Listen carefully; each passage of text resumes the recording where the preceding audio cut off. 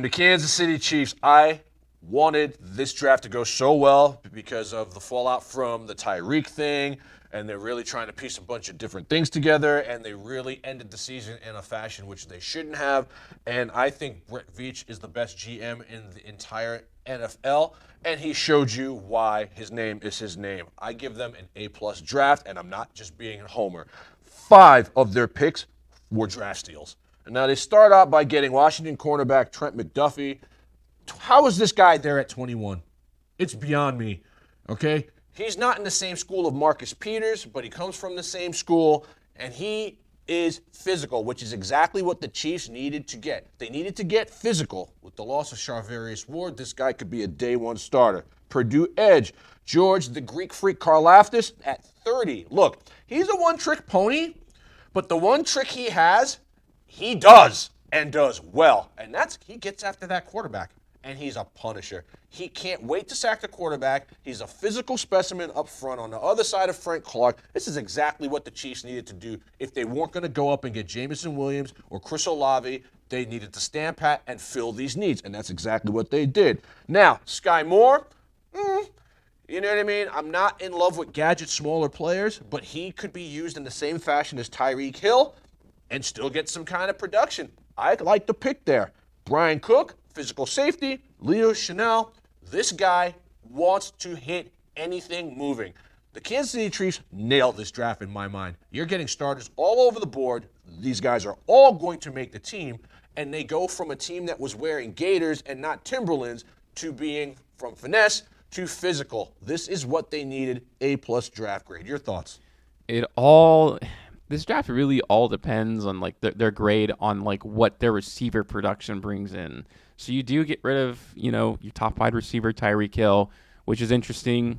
Maybe the right move. I mean, technically they could have used another year of him. You don't want to let him walk necessarily, but it's like you don't want to pay him $30 million either. You don't, but it's like a Super Bowl is so valuable, right? Let's say that they kept him and they won a Super Bowl next year because of it. It's like then when he walks, it doesn't feel as bad.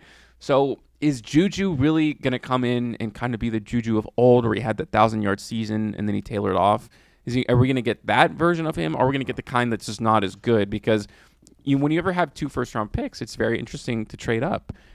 And I'll give the credit to, a little bit like I talked about the Packers and the Chiefs, in that I didn't think that many receivers would go before 15. Yeah. Like, that was pretty extreme. I was hoping that they would just fall. Yeah, if they go past 15, all right, then you start packaging your first round, then your third rounders to go up.